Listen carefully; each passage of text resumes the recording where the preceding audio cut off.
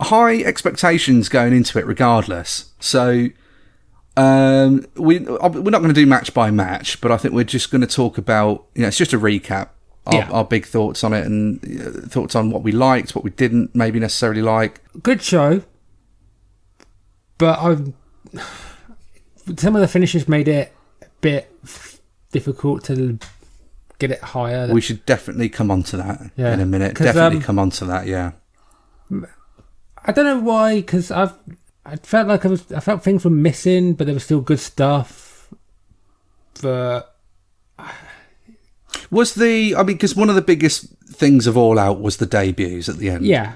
And like you said last week, it could be one of those things people may be disappointed if you're expecting it. Yeah, but a part of me after I was watching this go, you can't expect.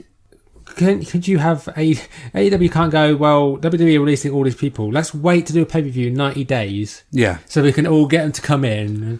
Exactly, but you also, because you probably handcuff yourself a bit that way as well. If every pay-per-view is always going to, if every pay-per-view is always going to be a debut of somebody new, then at some point there's going to come a point where you can't take anyone else on. Yeah. So actually, that might be a bit detrimental, because then it could be a bit of a disappointment. Dynamite before Full Gear with teasing Okada, so I think maybe he might appear. Or I did think, my big sort of guesses were Wyndham, like I said last week, and Okada, which we didn't mention last week, but of course we had Dynamite and Rampage, and on Dynamite we had the sort of, I suppose, revelation then that Kazuchika Okada has invited Orange Cassidy and I think all of the best friends. It's all the best friends. Okay, over into the Chaos stable of New Japan. So, yeah, there was a bit. And I imagine that's probably something's going to have to happen there at some point. Because you had Rocky Romero take on Bryan Danielson in the opener for Dynamite, which was really good. Dynamite, by the way, match of the night this week was Dax Harwood and Pac. Phenomenal contest that was. Yeah, it's a match that if it was a couple of years ago in WWE, would only had like 2 minutes. Yeah, and that's it. Nothing. Just shows you how much of a crime it is, doesn't it? Like that, something like that could have been relegated to a. But then again, like we always say, it's a different style. It's not that you can't. No, it's tricky. You can't really compare. That's why I don't think you can compare Full Gear to like a WWE pay-per-view. Like we were saying last night watching it, how many times we've been so disappointed staying up for 4 or 5 hours plus, sometimes watching WWE till early hours of the morning just for it to end in a really crap way. But I've always felt WWE pay-per-views have been good, but there was never there might not be like a match of the year type match on the pay-per-view. But you always expect like 1 or 2 really stupid endings. With the exception of the takeover shows. Oh, takeovers have always been amazing. They'd always deliver, yeah. But no, it's not fair to compare. No. You have to hold AEW up against their own sort of benchmark that they've created, which at the moment is All Out and probably isn't going to be topped anytime soon. But in terms of obviously as a pay-per-view as it stands, I enjoyed it. But yeah, we'll talk about then what you mentioned, these finishes. There was just a couple of just really bizarre finishes that took you out of it, really. Yeah, and unfortunately it was FTR that got involved. I know, both times as well. Both of the weird finishes were... Well, one was FTR and one was half of FTR. Yeah, because the tag title match was amazing, fantastic. But if they had maybe it might have been a production thing. Maybe it will be resolved later on in like story or Dynamite when. That it was Cash was wearing the mask. They were both wearing a mask, but I think that was saw him. Didn't see it, and that's part on the camera crew. Well, maybe not just the camera crew, but like the direct. In the editing, it was like, well, some of the cuts just didn't show you, I think, what you needed to see. But like I got so confused because at that point I kind of forgotten who the legal man was. So my mind was going right. So is Harwood the legal man? But they've both put a mask on, so they're going to pin Cash. And so technically that match is going to be thrown out because they didn't pin the legal man. But then again, tag team in AEW has never been consistent. I know, but like that would make sense I know this is going to kind of cross over into AAA, And that would make sense, I suppose, from a AAA standpoint, where you don't need to tag and it's just in and out of the ring. But this wasn't AAA, and so I don't really understand. It was a shame. Like, it didn't ruin the match by any stretch. No, but it was a shame that after such a solid, amazing tag team bout, that you kind of had the wind taken out of your sails a little bit, just because that finish just left you scratching your head.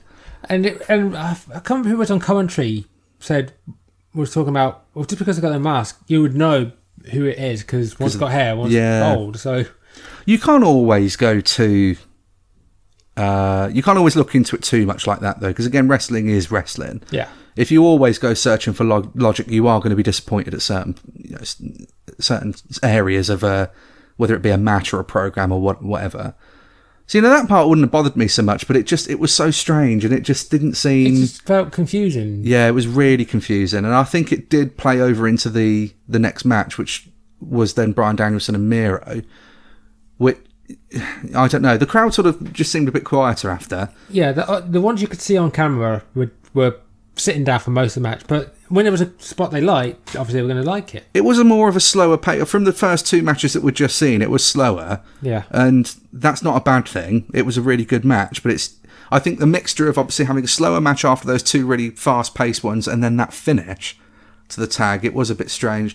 Looking on Twitter at the time, there were people tweeting live from the audience saying, that it left a bit of a weird kind of atmosphere in there as well. So, yeah, it's a shame, but Lucha Bros retain it, which is kind of what we had. Yeah, I think we said that. Yeah, to be actually, I think so all of our predictions were the same last week, but the only one we did get wrong was the Cody Rhodes Street Fight. Oh no, okay, yeah, so we got two wrong. So that was one, but we got the Cody Rhodes and Pac versus Andrade and Malachi Black. Yeah, which we called before it actually happened, didn't right? We? Even though, like I said at the time, it was on Wikipedia before obviously the match was announced. Yeah, like I suppose, yeah, but it looked like it was going to go that way. Yeah. Like I said, though, I think I would have preferred the four-way. However, it's not always about like what you want to see. It's about enjoying what it is that you are seeing. So the thing is, though, what I will say about that, because again, that was the other FTR problem. Jumping straight to the end of it, of course. After a strange match, is probably the best way to put it. Pac gets the pinfall over Andrade. Yes. And then immediately after, the cameras are kind of cut into ringside where Cash has ran down the ramp. He's with Tully. Yeah. But no Dax. No, the only thing I can think of is maybe Dax did come down, but he was on the other side of the ring and we just never saw it. Well, we never saw him walk away. No. So, again, I don't understand what the situation there was. Because it's not like it's a Pinnacle thing.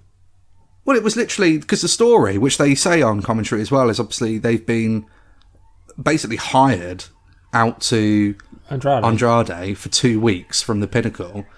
But why didn't... I mean, I suppose, like, from a logic standpoint on that, I didn't really understand why they came out then at the end. Like, he's already got the win here, so what did it really do? It was just because it was a quick beatdown too. It wasn't like... Yeah, it was like... They didn't put him through a table, it didn't get, like, messy.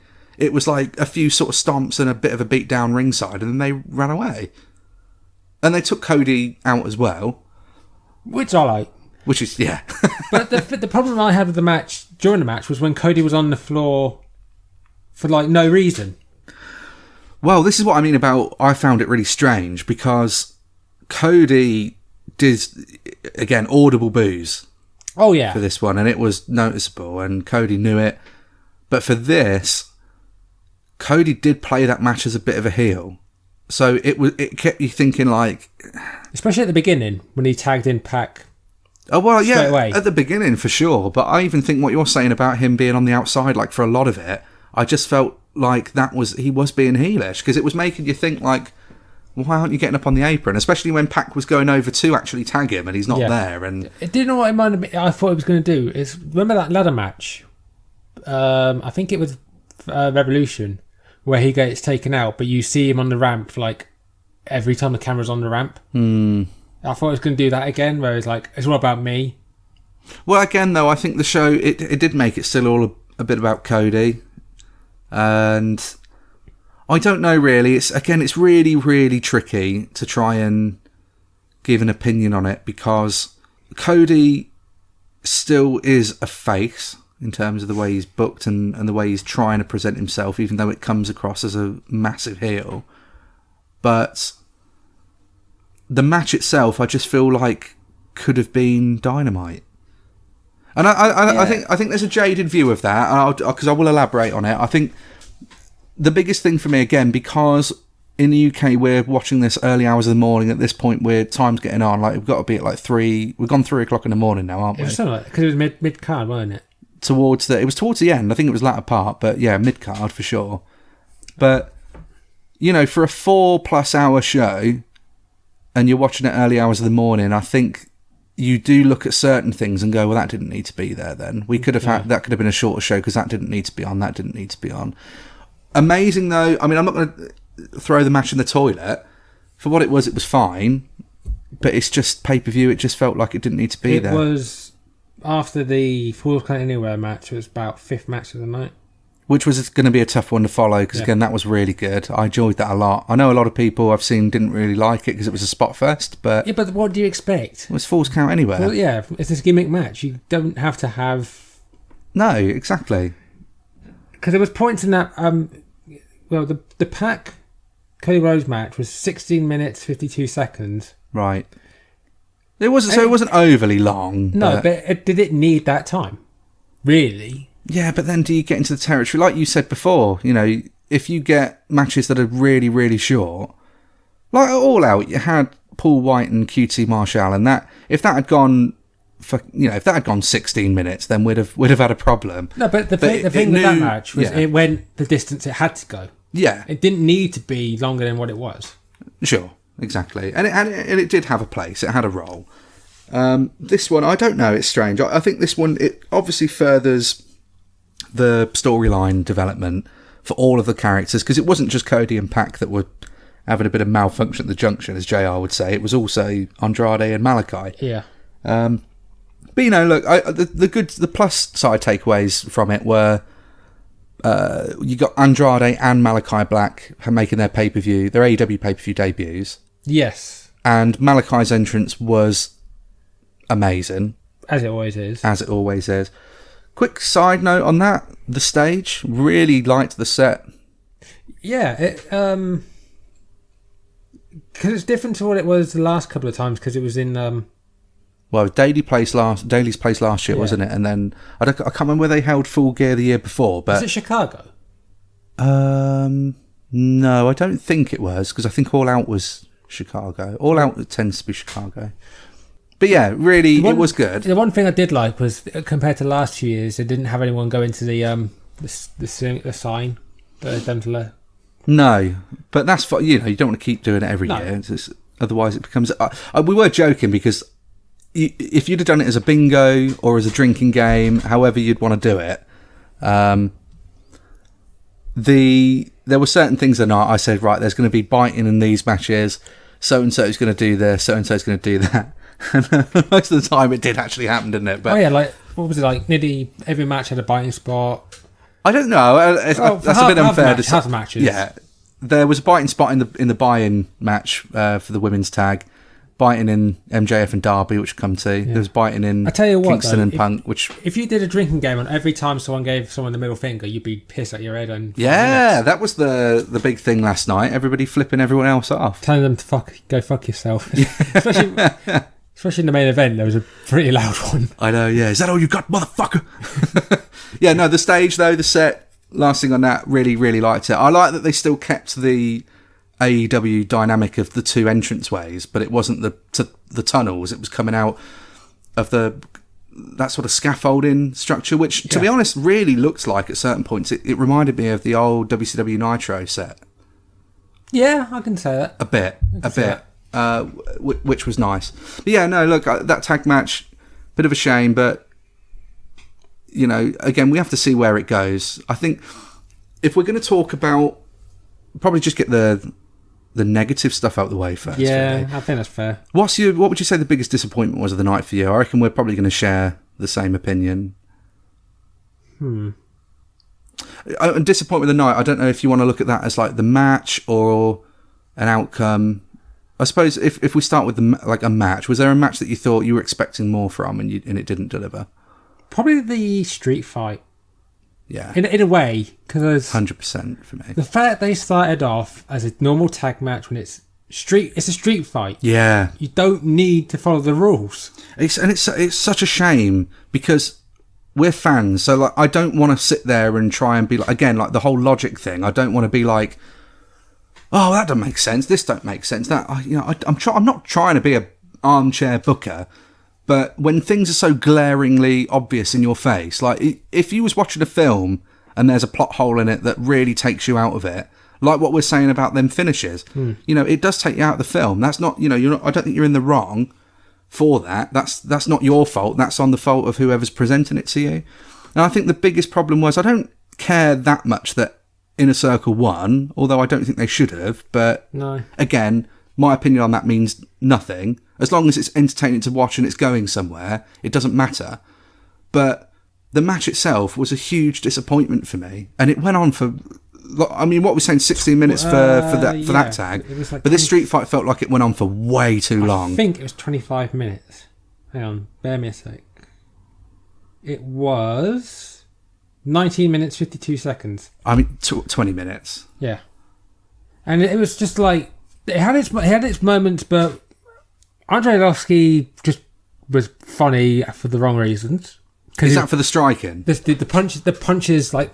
It's so tricky for MMA guys to do it, isn't it? Like, and especially like JDS looks alright, Junior Dos Santos looks alright, but they gave him stuff that he could probably do.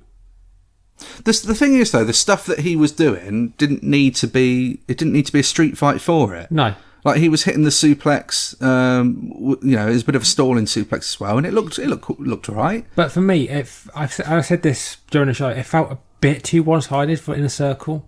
Taking it, yeah. And of course, ringside, they showed him just before the match, but it was... Baron von Raschke. Yeah, the Iron Claw. And that was a cool moment. He puts it on Ethan Page. Yeah, not brilliantly, but when you're 81, you can get away with anything. Mate, 81 years old. I thought he was older than that, because I was looking at him on Wikipedia not too long before we started recording, and yeah, his debut was in 1966. I thought it was older than that. I honestly thought it was older than that, but we popped... I don't know if he popped massively, but when was it Ortiz went into the crowd? Ortiz, was it? Yeah, Ortiz? was it? It's one of the. So was it a plant there then? Because it looked like a fan was just like sprawled out across these chairs, like in actual pain. Yeah, but then I was like, is that a plant? Is that a real person? But they didn't cut away to him to that angle where they were during the match. Okay, I know it's near the end, but they didn't cut to anywhere near that section. I don't know then. If anyone that was there and listens to this, you've got an update, or I suppose anything might come out on it if it becomes a big deal. The Guevara Jeff Hardy dive was good. I liked it. Yeah, it got real WrestleMania 2000 vibes from that swanton. Like I say, there was some good stuff in there, but it did feel long, and it was overall it was a bit sloppy. I think Dan Lambert was Dan Lambert, and I really like. I still want to see more of Dan Lambert. I think he was ace. Well, but I really, really hope we start doing something a bit more with Men of the Year, Scorpio Sky and Ethan Page. They are really good. Yeah, do you remember when? And I think we're only scratching the surface of really what they can do. Do you remember when Scorpio won that Face of AEW match, whatever it was, not about a year ago?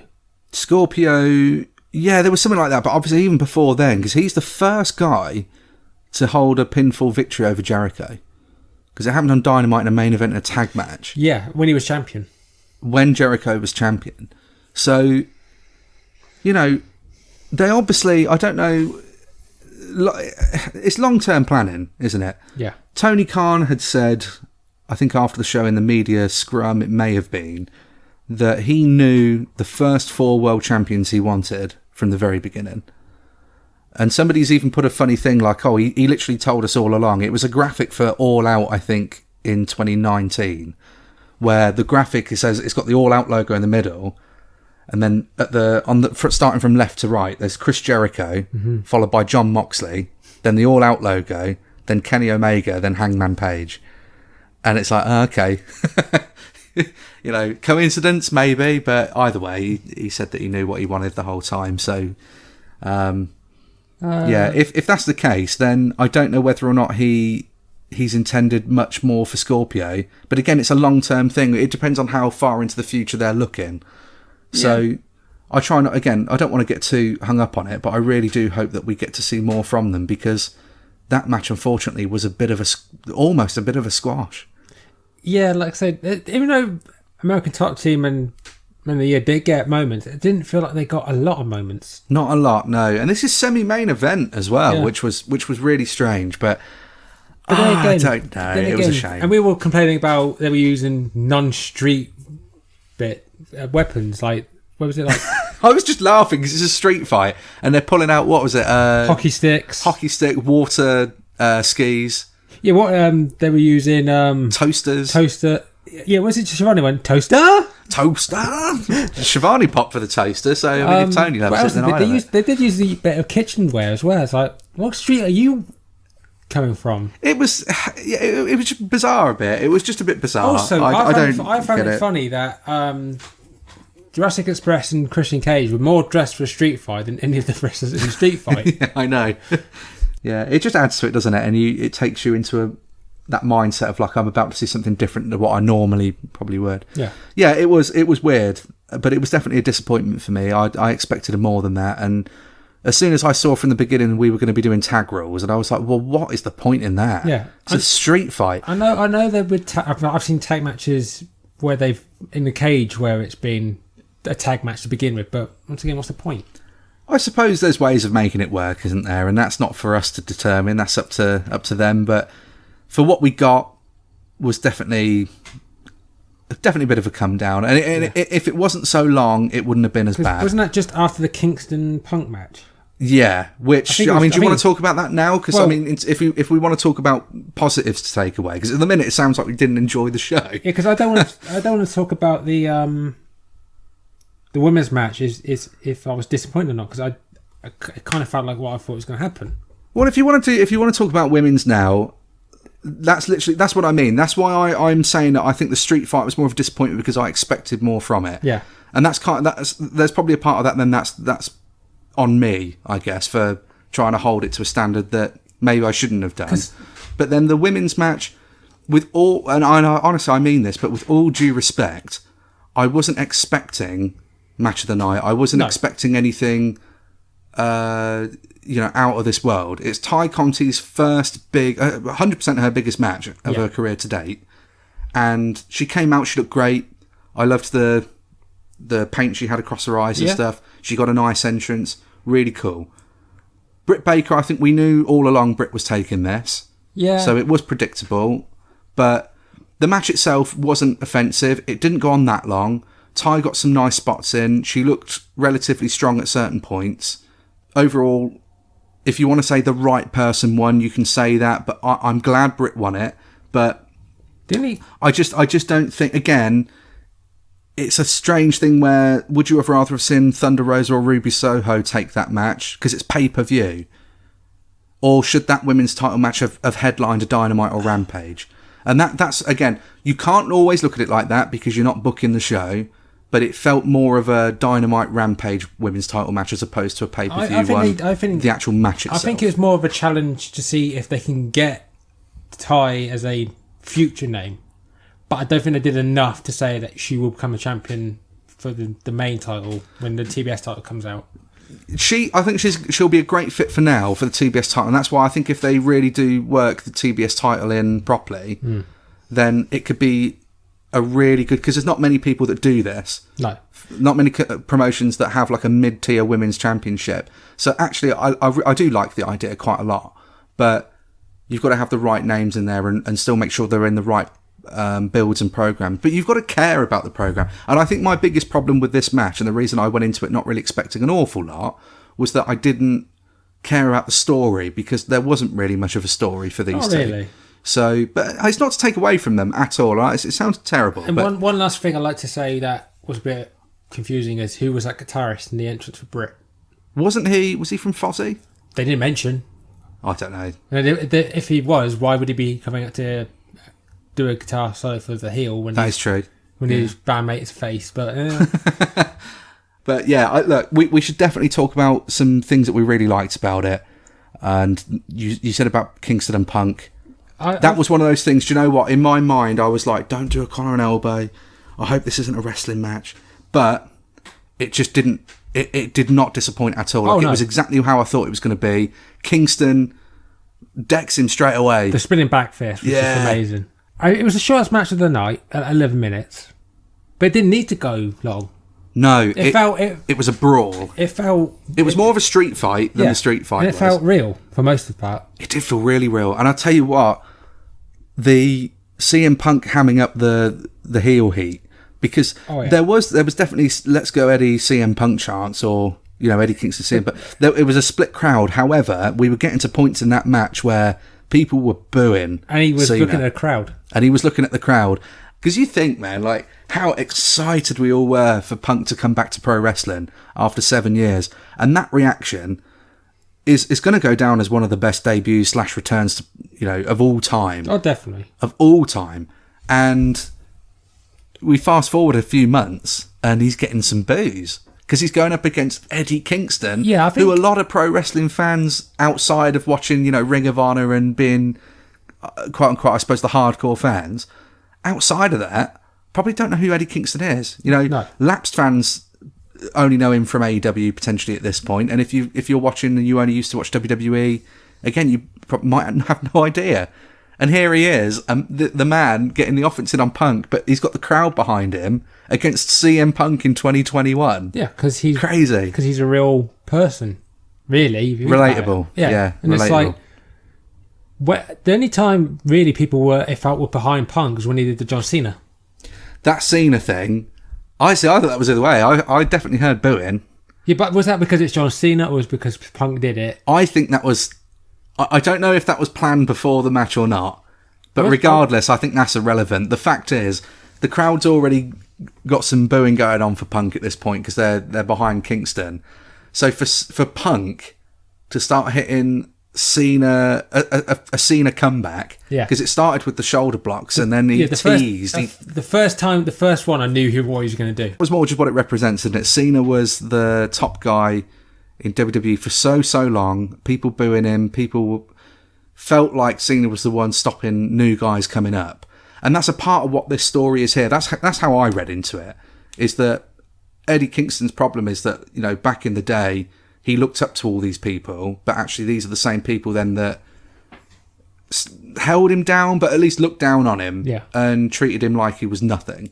And so, because Eddie Kingston's so relatable for a real life, not in terms of what he's lived in his life, but the fact that he's a real person, like he comes across as, well, I should say he comes across as a real person. He obviously is a real person, but he comes across so real that, look, we've probably all been in positions in life where we feel like someone's been looking down on us and stepping on us, and it hurts even more, the betrayal, when these are people that you looked up to.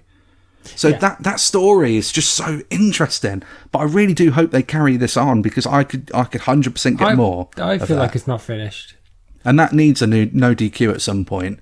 It's warranted one now at this stage. And man, look, they built that on one promo basically, but it's based on stuff from 15 years ago, from the past, but even for these fans that maybe didn't know who Kingston was until AEW and things like that, and then potentially don't know anything about Ring of Honor or anything from that sort of side of history, I honestly think you could have come into this and it would have grabbed your attention still, just because from that promo, because of how good it was. And I don't think we really talked about that promo as much as we probably wanted to last week. No. But they sold an entire match for a pay-per-view with one segment, and now it's got me interested and I want to see even more of it. It's just how it's done, man. It is honestly just how it's done, but definitely one of the highlights of the night. I do wish they would do that a kind of bit more, because I know what you mean. It's all good having, like, with the main event being built up as it is, but sometimes you don't need so long to go. No, the main event, we'll finish it with the main event, but. Well, we want to talk about the opener? Different, yeah. I was going to say with the opener, I was saving it just because I think I know the answer to the question. But obviously, you said what the biggest disappointment of the night was. But what did you feel the biggest surprise was, or match of the night. Well, match of the night was definitely the opener. Yeah. Surprise was probably, I want to say Jay Lethal, because I thought that was a good decision. Yeah, so of course, obviously Jay Lethal is announced. I was a bit worried at that point, because like Tony's obviously on the stage and he's like, you know, we've got a surprise for you, we've got a guest here tonight. And I was like, surely this isn't how they bring out Wyndham. But no, it's Jay Lethal. And I thought it was funny when he did I want a match with Sammy. I know he just had one. Yeah. I think he got a bit confused with the dates, didn't he? Because he was like, we can do it this. Looks at Tony. Well, I was going to say now, but you've just had one, but we'll do it on Dynamite. I don't know, man. Yeah, it was cool. It just felt weird that it was just Guevara on his own after the Inner Circle's just been with him, but yeah. I like that, actually, for Guevara, because as TNT champion and as a face, he shouldn't have to have the backing of a faction. But if he didn't come out with a title, I reckon some people would have gone, what the hell's going on? Yeah. Yeah. Yeah, for sure. No, that was good. But yeah, surprise, aside from that debut, match of the night and surprise was the same for me. And I say surprise, I don't mean like I was expecting MJF Derby to be rubbish. No. I just wasn't expecting it to be the match of the night. But that was the best match either of them I feel have had yet. Oh, definitely. It was so good. I mean, from the get-go, I almost think that kind of did hurt the show a little bit, because it was so amazing, literally, to kick off the show.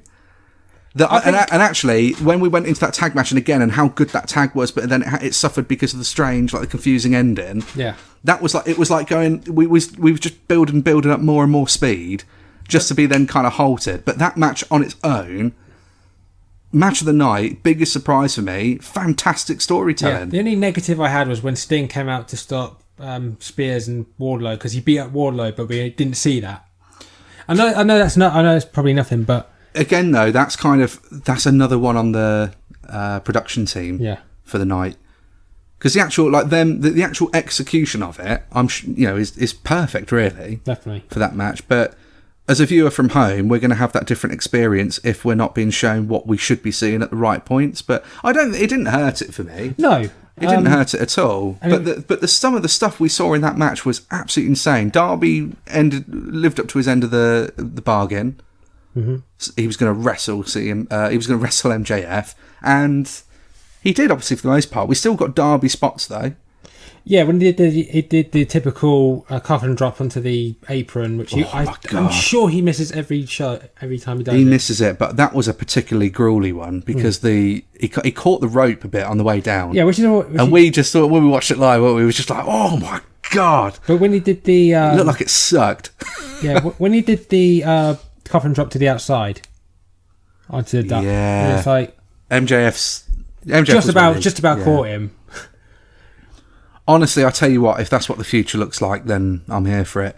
And the finish is just one of the best, because it's something you don't see. Exactly. But it plays into the story. The story was MJF. And I say it was the story, but it was almost kind of a throwaway comment, but it's the fact that he had said it more than once, which then usually tends to hold weight. Yeah. But it was a throwaway comment originally that, look, I could beat you, Darby, with a side headlock takeover, which is a ridiculous thing to say, because it never wins a match. No. However, kept saying it. I was like, okay. And the match started, and quite a few times at the beginning, he's hitting him with a few side headlock takeovers. Yeah. It's like, okay, that's good. I'm glad they're actually playing it in. But when MJF hits him with the diamond ring, knocks him out when the ref's distracted, and then slowly puts him into the headlock, and again, perfect, because if it had just done it really quick, I don't think it would have had that same impact. But it was that realisation that, oh my god, MJF is actually going to beat Darby Allin with a side headlock takeover, because he allowed that time to let it sink into the audience. Even though the shoulders were up. Again, it's nitpicky things, yeah. Isn't it? But honestly, what a perfect match that was. Oh, definitely. And again, surprised, because I didn't think it was going to be match of the night, but honestly, the future is so bright for that, and I love that. I honestly, I hope in 5-10 years' time we can still be talking about it now. What a career they've both had so far. Right, that's if Darby Allin can last for 5 years of the style he has. I mean, well, yeah, but people who say that the same thing about Jeff Hardy, and yeah, Jeff Hardy's in his 40s, and yeah, and he can still maybe shouldn't, the argument is, but, he can still go. Yeah. But yeah, hell of a match. But we definitely should talk about the main event. Yeah. Great match, but I felt that there was more to come. See, I disagree. I think that's one of the only disagreements I've got. I've had time to let it sort of register now, because when you're straight after the show, it's a bit, it's like I said, 5 a.m. Yeah. The only thing I'm thinking about is how many sheep I'm going to count to go to sleep. The reason I say that is because it felt like, because it finished like 5 minutes before the end of the show, and I felt like it could have it probably, if they didn't have a time limit, it could have gone like another 20 minutes. Because it felt like they didn't do enough to go. I just see. If they did it, because the one thing that could have happened and they should have done is the One Ring Angel from Omega and a kick out. But I agree, because we were saying, I do agree with that, because we said it whilst we were watching the match. But again, in hindsight, you can save that now for another program that you can build up down the line. It's whether or not did Hangman need that in that match, and the answer's no. If you really think about it, how long this has been building already. Yeah. The biggest story wasn't is Hangman going to kick out the One Winged Angel. The story is, can Hangman beat Omega? That was the story, and I think from that, looking at it that way, that's why I think it was perfect. It was a good amount of time, because again, especially after the street fight, we didn't necessarily need anything that was going to be super long, but it was a good match, hard hitting match. They had the added kind of like, oh, what's going to happen here with the Bucks? Because, of course, Callis was getting involved. That was getting the crowd booing, doing its job. Yeah. He gets taken out on the apron, and the Bucks are hoppling down. It's like, oh, man. Now, again, it's more of these sort of things where we're like, right, so we're spinning some webs now to take this story further with the Elite. Because the Elite, of course, Matt Jackson one side of the ring, Nick Jackson the other. We see Hangman actually give the V trigger to Kenny. Mm-hmm. Then he goes to one side where Nick Jackson's there. Looks like he's contemplating on maybe stopping him, but doesn't. Hangman hits the buckshot lariat to the back of Kenny, which kind of knocks him off balance, sort of down to a knee. Then he goes over to then the other side of the ropes where Matt Jackson's waiting for him on the outside of the ring. And they just have this little stare down. Yeah. And it looks like Matt's going to stop him, but then Matt just sort of nods at him like, okay. That was also a bit, it felt like, is that a face turn for the Bucks? See, well, this is because there was no Adam Cole. No Adam Cole, but then I think this is what I'm trying to sort of explain with the whole. I feel like there's a lot of now different threads to that story, because they've already planted some seeds now again from last week on the TV shows with Bobby Fish being introduced by Adam Cole, and we've already said about addressing the rumours about Kyle O'Reilly's contract coming up soon. Yeah. So whether or not But there's something clearly that's going to be building there. But then for the Elite, I don't know. I just thought it was interesting. I don't think it was a face turn, but it played into the fact that this has been a long story where Hangman was... They were all the Elite at one stage. Hangman was with the Elite. They were all friends. And it was this big story that actually it was Hangman who was a jerk first to them and left them. Because, like we said, the original plan looked like he was probably going to be the one to turn heel. And they addressed that on Rampage, and that was awesome, by the way. That was good. That whole, look, I want to say I'm sorry because it was me, I was the jerk, and I actually cost you guys a shot at the tag titles, but the way I see it, you actually then cost me a shot at the AEW title, so we're fair now. We're even. And look, it's just a little tiny promo like that, but it actually then, seeing the end of that match, it makes all the difference. I think still the Elite are heels, but they're playing onto the fact that, look, just because you've turned heel doesn't mean that now you hate everybody who's a face. It's more complex than that. And that's what I really liked about it. But yeah, he gives him the nod. Over he goes, buckshot lariat, 1, 2, 3, as simple as that. I don't think it needed the shithousery. It didn't need any dusty finish. It wasn't. I just felt like there was more. It just felt within the match. Yeah, because for me it was a great match, but there was no 20. Would you said needed 20 false finishes like nearly every match seemed to have? I like that they didn't though, because that. Do you remember this used to? I know AEW does it a lot, but NXT would get a bit of flack for it, which is like, oh my god, it's like 100 false finishes in these big matches. But these matches would get Meltzer going 5 stars. Yeah, but it's not. The end of the day, no, that's nothing. Well, to some people it is though. Or to quote Miro, you're everything to some, but you're nothing to me. But it's not always about that. It's No. not always about like the match needs to be 5-star. It's the story. And it ended on a really, really good note. It's like, finally, here we are. Hangman has become the champion. This is what we wanted to see. This is where the story was going the whole time. I absolutely loved, by the way, that video package just before Hangman made his entrance. When he's on the horse. Oh, it was so good. When he's on the horse going through the streets at night, and I guess it's like the drone. However they did it, it was done really well. But they had that drone going through. You see all of Dark Order running like a bunch of idiots through that. That was great. You can hear them. It was perfect. And Hangman, I was like, do you know what, man? That's brilliant. And the ending, when they all come out and hoist him up. And nearly dropped him. No, it's perfect. Honestly, it was perfect. I've kind of got goosebumps thinking about it now.